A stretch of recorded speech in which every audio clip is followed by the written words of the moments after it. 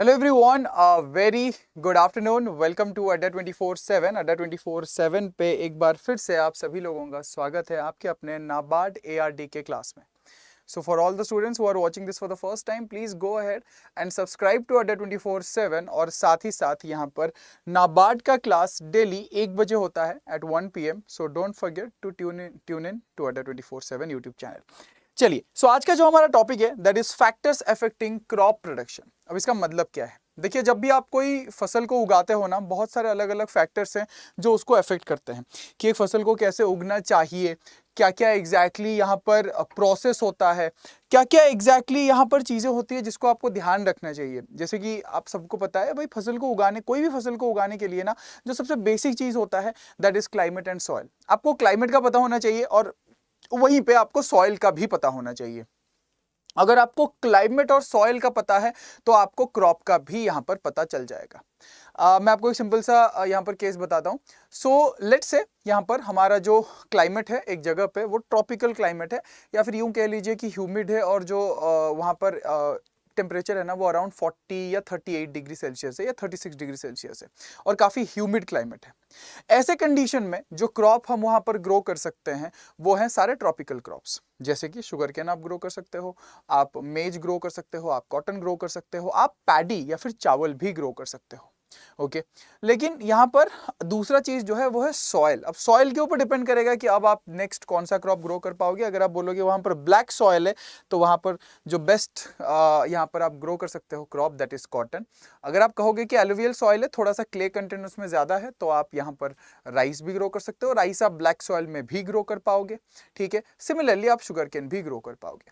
तो क्लाइमेट और सॉइल बहुत ही बेसिक चीजें हैं जो हमें पता होनी चाहिए कोई भी क्रॉप को ग्रो करने से पहले या फिर before cultivating any kind of crop. Okay, so let's go ahead and check कि इनके अलावा और क्या क्या ऐसे फैक्टर्स होते हैं जो हमारे क्रॉप प्रोडक्शन को अफेक्ट करते हैं। So don't forget to subscribe to Adda 24/7 YouTube channel, and इसका जो टेलीग्राम एंड इंस्टाग्राम हैंडल है उसको ज्वाइन करना बिल्कुल ना भूलिएगा। ओके, तो ये चीजें हम अभी तक कंप्लीट कर चुके हैं। This is our fourth class and the fourth topic that is factors affecting crop production. चलिए देखते हैं। सो सबसे पहले कौन कौन से वो फैक्टर्स हैं जो क्रॉप प्रोडक्शन को अफेक्ट करते हैं। देखिए, जो आपका क्रॉप का ग्रोथ होता है ना, वो मेजर 2 फैक्टर की वजह से अफेक्ट होता है। एक होता है आपका internal factors and external factors. Internal factors क्या होते हैं? जैसे कि आपको पता है कि जब भी एक ऑफस्प्रिंग यहाँ पर होता है उसके कुछ ना कुछ पेरेंट क्रॉप्स होते हैं। मतलब अगर एक सीड है तो वो सीड कोई ना कोई क्रॉप से आया होगा, तो उस क्रॉप में पॉलिनेशन हुआ है, मतलब मेल गैमेट्स और फीमेल गैमेट्स यहाँ पर फ्यूज हुए हैं। मेल गैमेट्स बेसिकली आपके pollen grains, female gametes ovules. Okay, तो यहाँ पर फ्यूज हुए हैं तभी जाके वो सीड प्रोड्यूस हुआ है। ओके, तो इसका मतलब पेरेंट क्रॉप्स यहाँ पर हैं। तो पेरेंट क्रॉप्स के जो कैरेक्टरिस्टिक्स होंगे, उनके जीन में जो कैरेक्टरिस्टिक्स होंगे, वही सेम कैरेक्टरिस्टिक्स यहाँ पर एक ऑफस्प्रिंग में भी एक्सप्रेस होंगे। तो वो सारे क्रॉप्स या फिर वो सारे कैरेक्टरिस्टिक्स की अगर मैं बात करूं, those are a part of internal factors. अब इंटरनल फैक्टर्स ऐसे फैक्टर्स हैं जो या तो जेनेटिक होते हैं या तो हेरिडिटरी होते हैं। जैसे कि एक प्लांट का हाइट, प्लांट का हाइट कितने होने वाला है, क्या जो प्लांट है वो बड़ा है या छोटा है, ये डिपेंड करेगा कि उसके पेरेंट प्लांट्स कैसे थे। जैसे आपकी हाइट डिपेंड करता है कि आपके मम्मी या पापा उनके हाइट कैसे हैं, तो उसी हिसाब से जनरली। ओके, सिमिलरली जो पत्ते का साइज है, पत्ते का कलर है, फूल का साइज, फूल का कलर, उनका ईल्ड कैसा है, मतलब जो उत्पादन है या उपज है वो कितना अच्छा है। तो ये सारी चीजें यहां पर कैसे डिपेंड करेंगी? It will depend on the internal factors जो कि जेनेटिक या हेरिडिटरी होते हैं। Now talking about the external factors, ये वो फैक्टर्स हैं जो एनवायरमेंटल होते हैं। क्या होते हैं? एनवायरमेंटल होते हैं, ठीक है। मतलब ये एक पर्टिकुलर एनवायरनमेंट में ही ग्रो होते हैं। ओके, सो यहां पर एनवायरमेंटल फैक्टर्स में क्लाइमेट आ जाएगा, सॉइल आ जाएगा, हम देखेंगे उसको। सबसे पहले इंटरनल फैक्टर्स देख लेते हैं।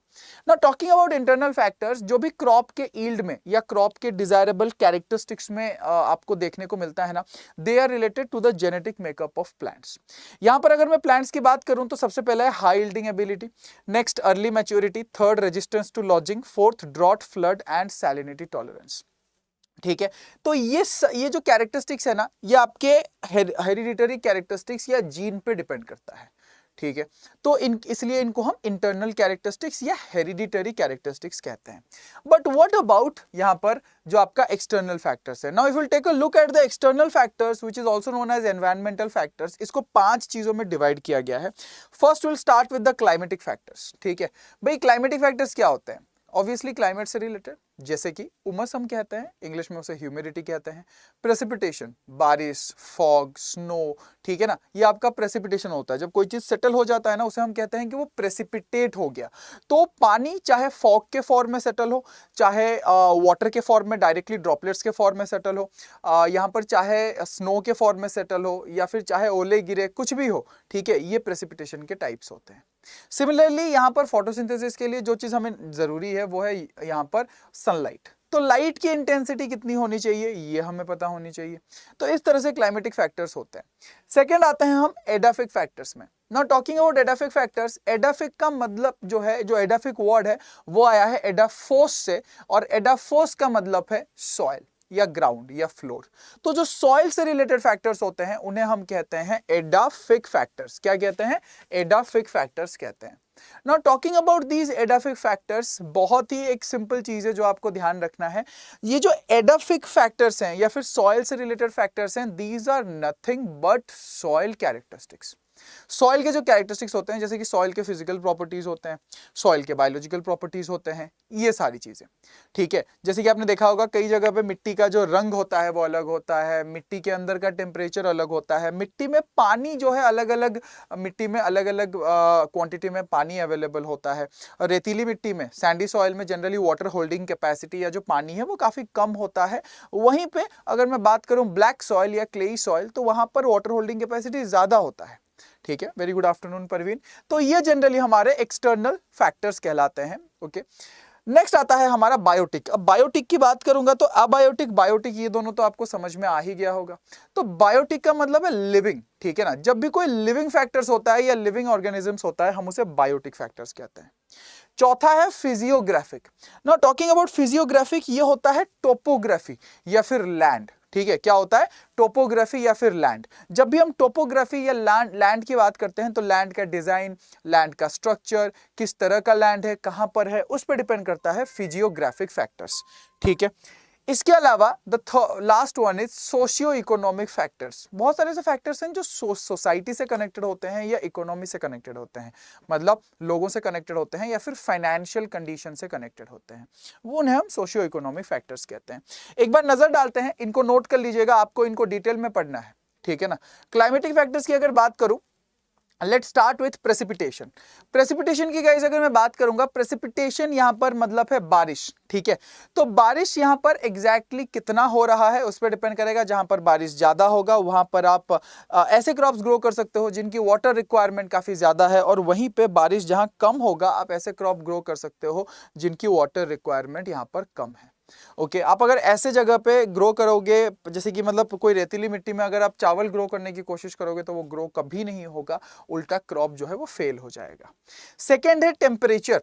टेम्परेचर की अगर मैं बात करूं, जो यहाँ पर क्या होता है, एक जो टेम्परेचर यहाँ पर क्रॉप का होता है, ठीक है, वो आपका बेसिकली अलग अलग क्रॉप्स को अलग अलग तरीके से अफेक्ट करता है। ओके, मान लीजिए अगर कोई ट्रॉपिकल क्रॉप है, जैसे कि राइस हो गया या शुगर केन हो गया, इनके लिए हाई टेम्परेचर की जरूरत होती है। वहीं पे अगर मैं व्हीट मस्टर्ड की बात करूं, इनके लिए लो टेम्परेचर की जरूरत होती है। ठीक है, third one is atmospheric humidity या फिर यहाँ पर उमस। अब उमस बहुत ज्यादा होगा या ह्यूमिडिटी अगर बहुत ज्यादा हो गया ना, तो यहाँ पर जो इंसेक्ट या पेस्ट हो गए वो ज्यादा अटैक करते हैं, डिजीज अटैक बढ़ जाता है। ओके, उसके बाद सोलर रेडिएशन। भाई फोटोसिंथेसिस के लिए सोलर रेडिएशन बहुत जरूरी है। अगर सोलर रेडिएशन नहीं होगा तो फोटोसिंथेसिस नहीं हो पाएगा। इसका एक सिंपल एग्जाम्पल है PAR, फोटोसिंथेटिकली एक्टिव रेडिएशन। आपने अक्सर बचपन में पढ़ा होगा विब गियर के बारे में, कि जो रेनबो के कलर्स होते हैं विब गियर, ठीक है।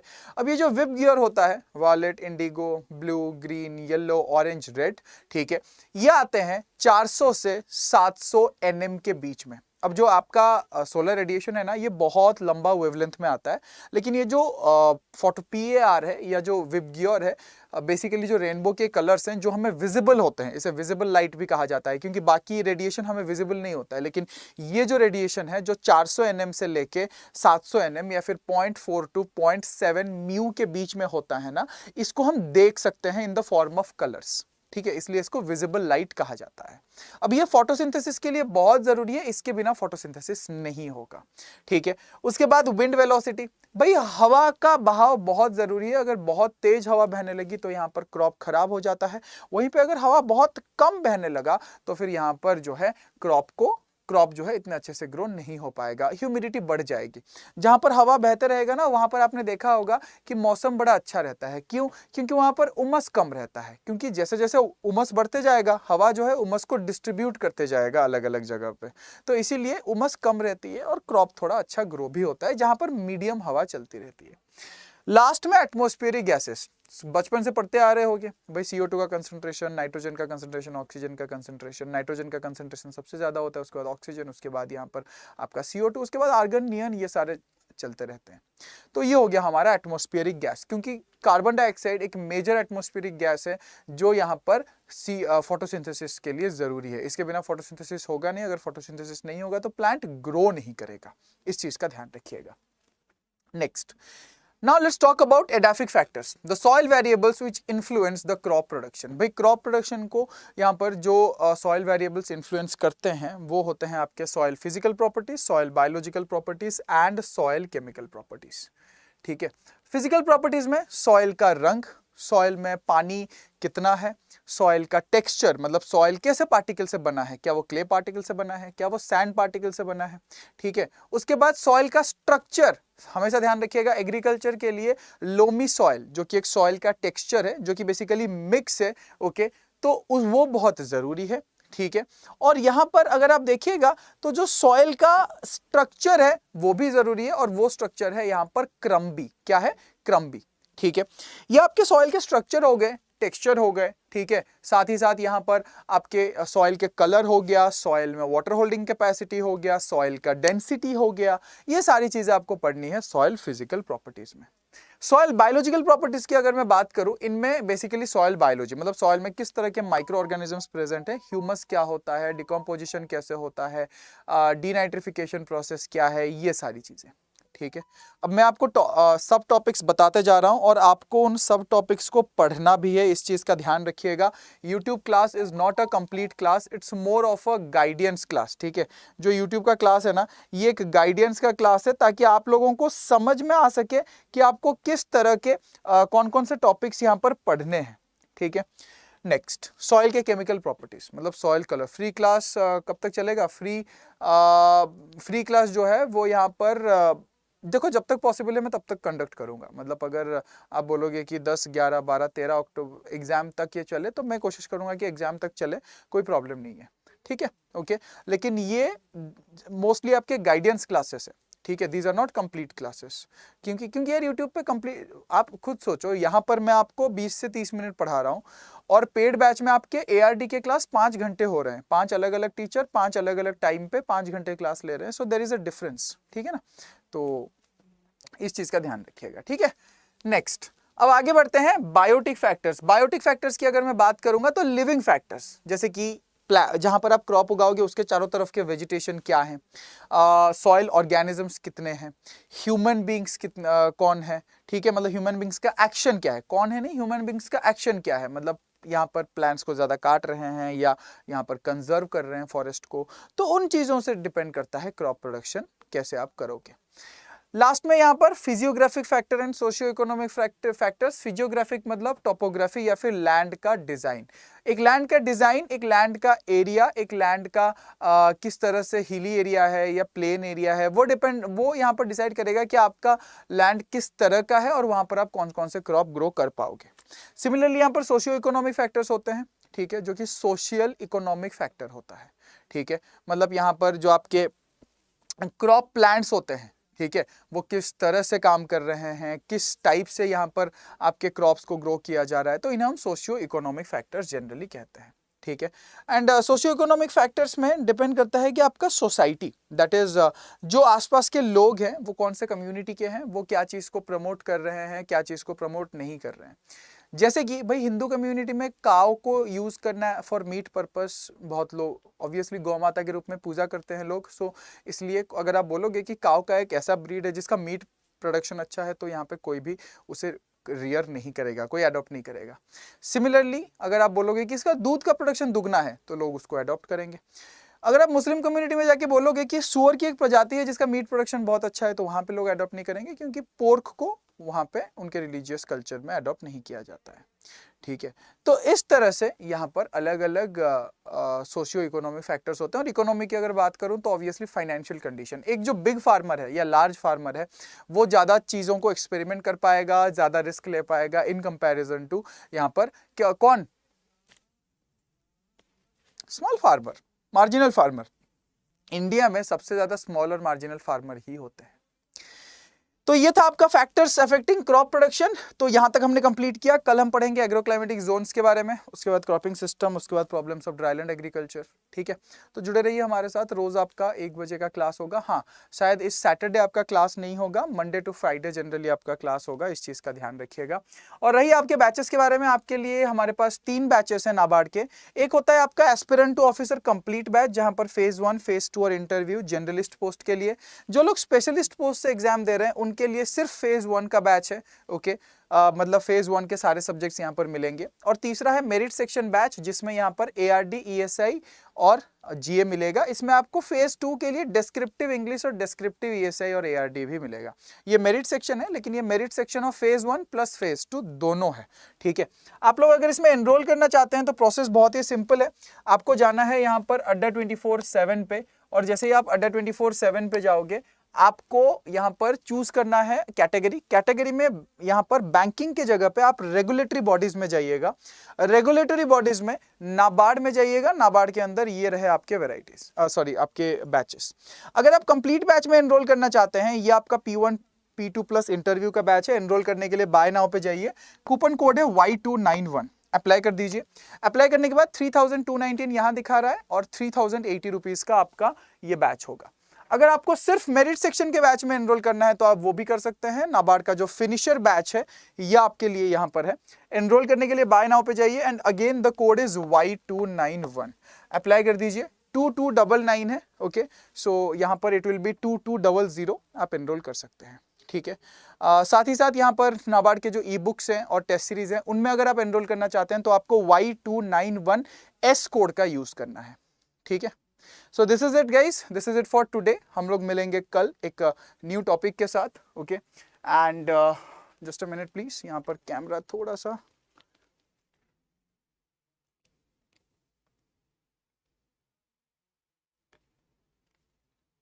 ओके, सो एक्सट्रीमली सॉरी। सो यहाँ पर एनरोल करने के लिए आप Y291S कोड का यूज कर सकते हैं। ठीक है, till then take care, bye bye, stay safe and don't forget to subscribe to Adda 24/7। अगर आपको ARD करंट अफेयर्स पढ़ना है तो आप एग्रीकल्चर अड्डा 24/7 के यूट्यूब चैनल पर आके डेली ARD के करंट अफेयर्स भी कर सकते हो। ठीक है, जो कि सुबह 10 बजे होता है on agriculture Adda 24/7 YouTube channel, agriculture या ARD के current affairs. Thank you so much, till then take care, bye bye and stay safe.